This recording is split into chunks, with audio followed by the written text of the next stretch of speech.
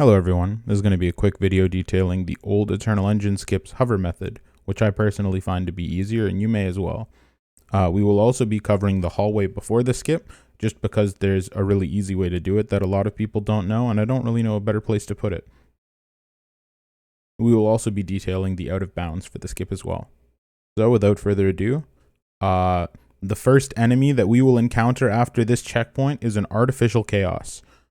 This artificial chaos causes a lot of people a lot of grief, but luckily there is a very easy way to take care of him, and I will show you that right now.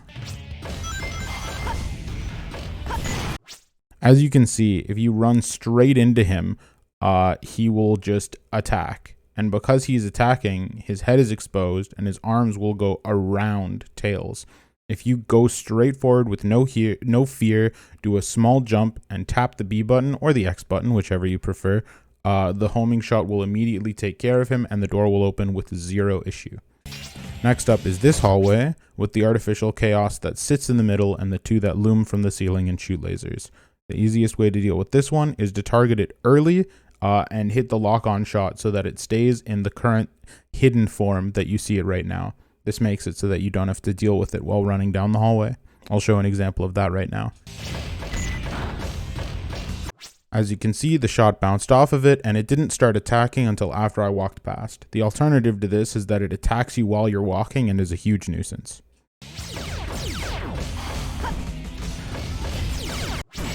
Now we are at the cycle platforms. If you are fast enough, you can jump on this front platform, pause hover off of it, and shoot the balloon to get enough height to clear. I don't think I will be fast enough, but that won't be an issue. The specific setup doesn't particularly care where you start, if you're landing on the floor below the balloon or not. It is rather consistent in both ways. So I will land on the second platform, and here we are. There is a door in front of us and a tank to our left. The door needs to open when we are going close to the tank. This is very important.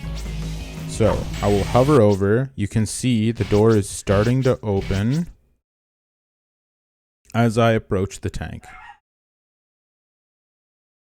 I want to land right in that corner, right where the bottom left corner of the pause menu is, and hold very slightly right of up in order to clip out of bounds. And there we are. There are a couple things that can go wrong with that, but the first thing I always check for, 1, make sure the door is open, 2, make sure you are holding a little bit right of up, and 3, sometimes the game just hates you and you should try again.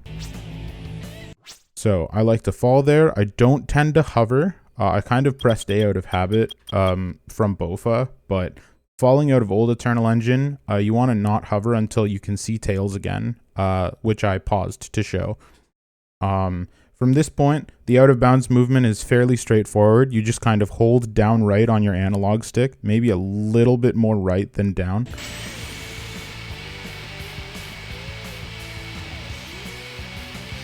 Some runners like to do music syncs to this.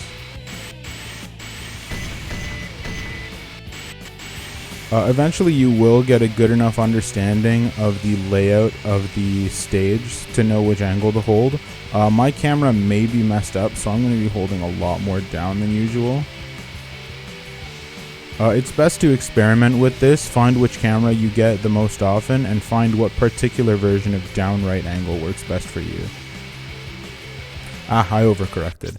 That green wall in the background, the one with the regular wall behind it that you can see right where Tails is pointing at, that is an excellent guide to know how close you are to the end and how close you are to the tube as well. So you can see that and you can start correcting. That's how I knew that I was far off. So the big show, this final tube that you fall down through as Tails at the end of the stage. We don't actually have to do anything within this tube. We can just fall to the bottom. However, and I'm slowing my hover to particularly show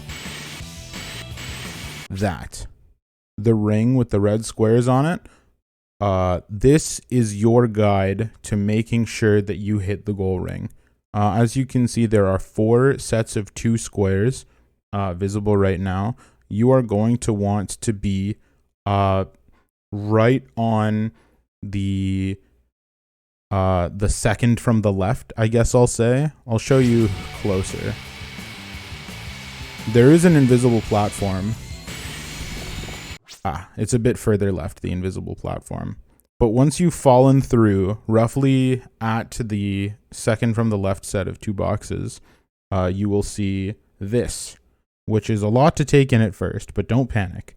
Simply slow your hover and touch the back of the wall.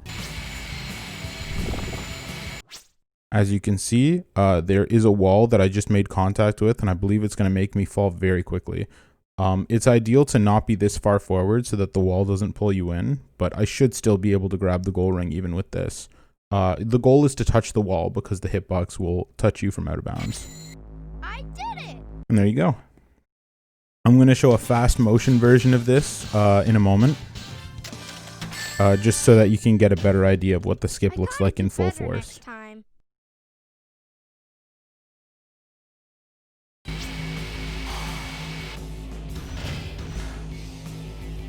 It doesn't always work first try.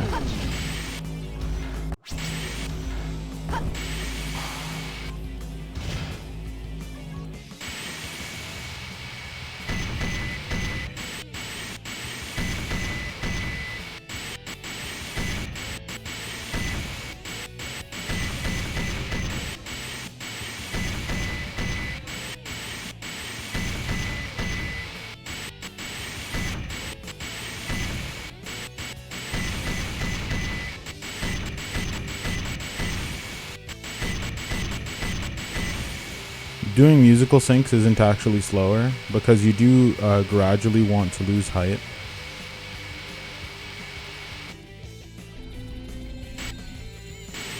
So, do you see that one set of red squares? You see this other set of red squares? Go here.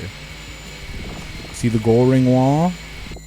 Touch the back of it, and there you go. Eternal Engine. Good luck and runs.